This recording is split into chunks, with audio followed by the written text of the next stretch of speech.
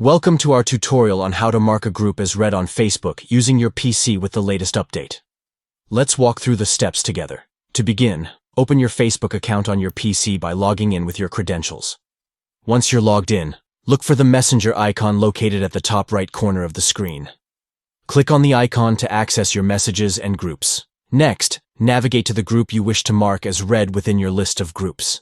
This feature can help you stay organized and keep track of your conversations. Hover your cursor over the group name, and you will notice 3 dots appear next to it. Click on these dots to reveal a drop-down menu of options. From the menu, select the Mark as Read option. By taking this action, you indicate that you have gone through the messages in that group, making it easier for you to manage your notifications.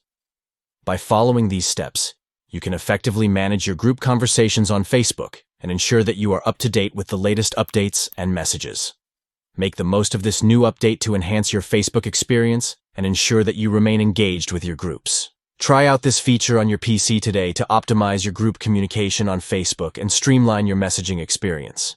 Thank you for watching, and we hope this tutorial has provided you with valuable insights on managing your groups effectively on Facebook.